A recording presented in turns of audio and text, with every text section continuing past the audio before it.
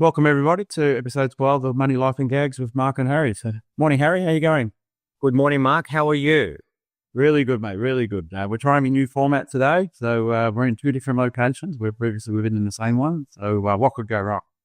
Yeah, exactly. And we're going to talk about death now. Is that right? No, near death, not death. We're not totally morbid, but we're going to go near death experience in corporate. Interesting.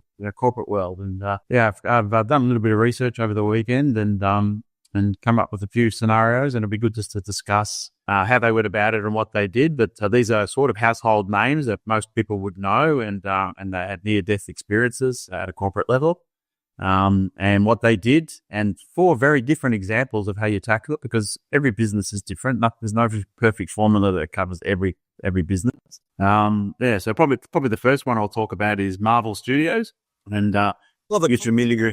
Yeah, you'd be familiar with the Avengers and Thor and Iron Man and Captain America and all that. Well, going back a number of years ago, they were just a comic company and nothing else. They're just making comics. And actually, if you're familiar with DC Comics, which has like Superman and Batman and Wonder Woman, that's really way ahead of it.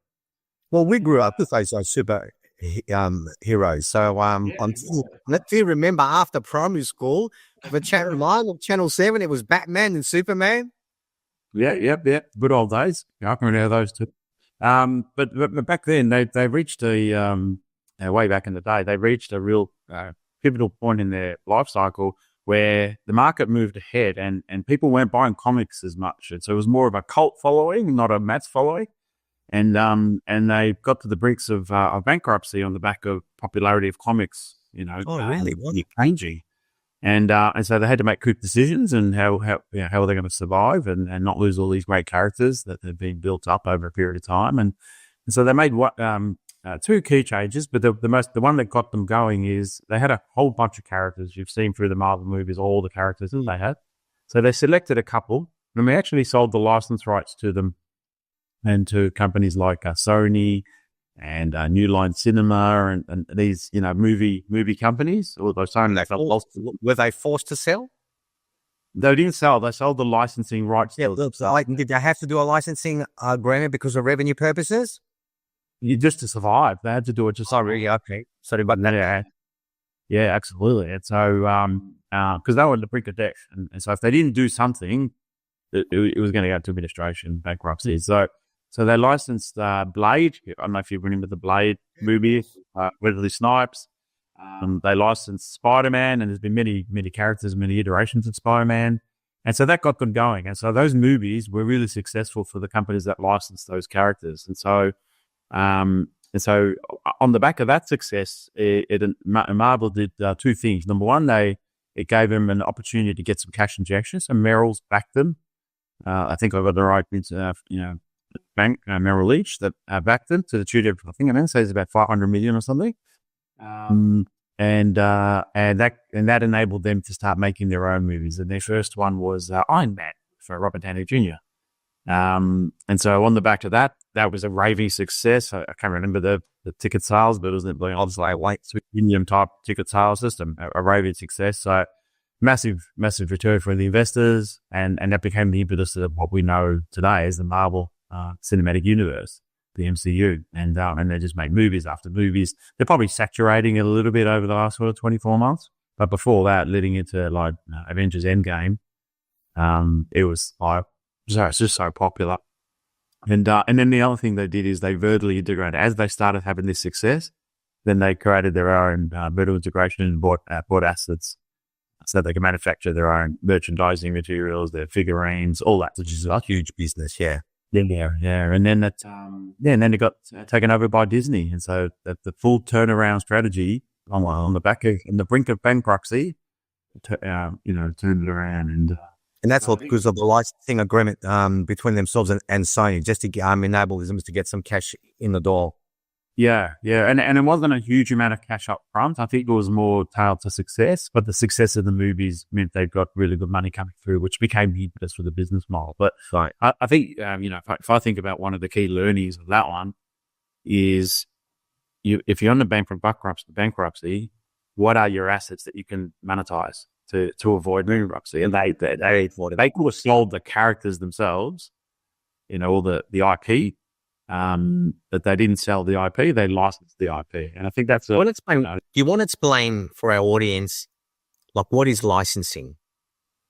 Yeah, so the Marvel own. I'll use Spider-Man just as an example. Yep. Marvel owned Spider-Man, the name, the character, and so forth. But what they did is they licensed it to Sony. So what that did is, without transferring the ownership of Spider-Man, Sony has the exclusive rights to use the Spider-Man character, the brand, and so forth. And down the track, what it meant for Marvel actually caused problems because Spider-Man became really popular. And they wanted to use Spider-Man in the main movies for the Avengers and so forth. And so they had to work with Sony and cut deals to get the character back into their movies, because Sony could have just said, nah, we'll just make Spider-Man movies and we don't care about you, right? But to include it in the universe that they're, this multiverse that they create and so forth, they had to cut deals with Sony. So although they own it, I don't know if it's a license in perpetuity. I don't know if it's got a fixed term. I'm not really sure of the terms, but they retained ownership but sold the license. So that meant Sony, anytime they use that character, Marvel's always going to get a cut of the pie. And so whatever revenues come from the using of that character, Marvel gets a slice. And that's distinct as selling the IP. So if you just sold that character, you get pretty hard, right? If it feels the success, you would not have any money coming through on the back of that success. So that's the distinction between owning IP and licensing IP. Cheers. But they survived via one licensing agreement. No, they did 2 or 3. So they did Spider-Man and they did Blade. Blade was another one, and that was a really big success as well. And I've got a feeling there's a third one, but I can't remember who it was. But and geez, you would have done a lot to convince Sony then, just to get involved. But maybe Sony had their own ideas how to make it work, where they could see that the initial company, they were just treading on water. So isn't it amazing how one company is facing death and one comes into the picture and just makes it work? Yeah, well, Marvel were not making movies at the time. They were just a comic company, creating great content, great characters, but not translating it in a digital format to movies. And so that's where Sony came in, and New Line Cinemas as well. Yeah, so you're right. That was a great partnership that got Marvel out of the chute, so to speak. So, yeah, and today it's a conglomerate. I think it's sometimes we get too close to our assets and what we are in, and so we don't see the clarity of what could be done. And so so I think that's an experience that you could learn from, where just look at hardcore. What are your assets, and what can we do to monetize that asset to get ourselves out of the crap. And did you say Disney came into the foray as well? Yeah, so Disney, I'm going to say maybe 210 or something like that. I can't remember the exact year, but Disney took them over. I think they paid like $2 billion, $4 billion, something like that. Wow. So ridiculous amounts of money were made from the depths of despair to the exit, over and above the profits that were made to get to that valuation. And well, interesting.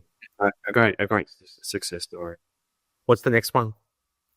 The next one I've got is FedEx. Are you familiar with FedEx? The freight company, air freight company, or air freight and so forth.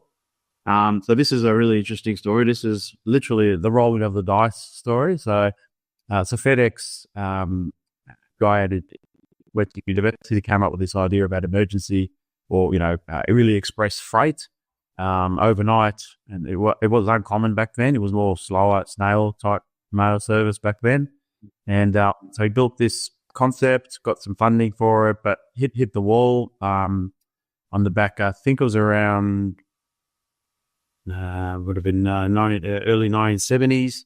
I think fuel prices were rocketing, and so it got to a point where he was on the brink, and he didn't have enough money for the next week's fuel, and without paying for the fuel, the whole business fell apart. So he had $5,000 left, which is US dollars, so more in our world, but $5,000 left, and he went to the casino, and he went and played blackjack. He went to the casino and he went and played blackjack for the weekend, and he managed to bet. This is a true story, yeah. And his name's Craddy, we'll call him. And he went to the casino. He played blackjack all weekend, and he turned his $5,000 into, I think it's 27,000, 28,000. And he got the money to buy himself another week, so he could pay that fuel on that Monday when his fuel was owed. He could pay it, and that wasn't like all he really did doing that was buy the week, but he just said, "I'm not going to let this die." And so in that week, he managed to refinance some of it. He got a $11 million further investment for one of his largest shareholders, for General Dynamics. I don't know who they are, but and then he also managed to, from another fund, I got a line of credit to enable him to continue running the business, growing the fuel, paying for the fuel and so forth. And then the rest is history after that. And all he needed was that extra week.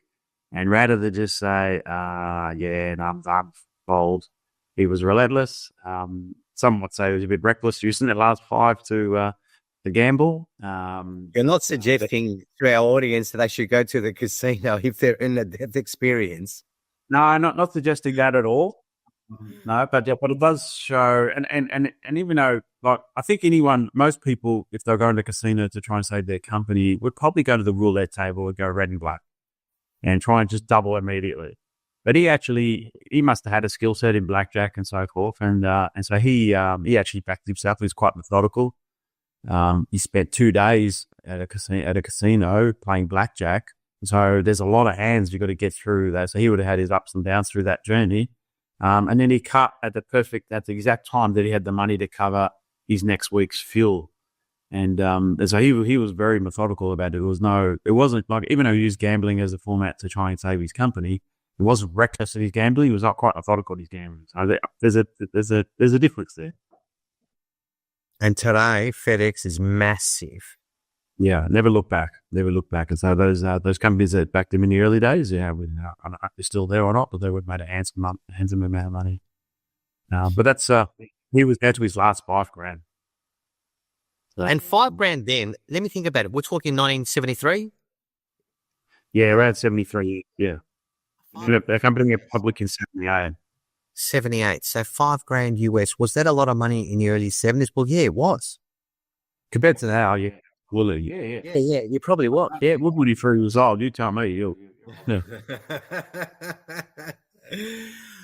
Wow, gambling just to get her out of the shit. Oh, well, if it worked, it worked. I mean, sometimes I think, I don't believe in gambling, but if you're faced with a situation, and this one was completely a death experience, and you've got no other option, you've got $5,000, and you've got to make it 3, 4, 5 X. Well, how are you going to do it over a weekend if no one's going to back you?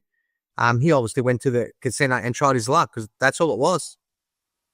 And he didn't go to the racetrack. He went to the casino and he spent 48 hours trying to win it back in increments. So, credit to the guy, right? So I don't know how each of us would have handled it. You got to be in it, but I don't get that's ballsy act. Yeah, 100%. Oh, cheers. Well, let's go to the next one, because this one I didn't like, because bloody hell. Let's go to the casino to make up all our losses. Wow. At least he didn't go to crypto training, mate. Oh, mate. Actually, that could have been better. But yeah. Exactly.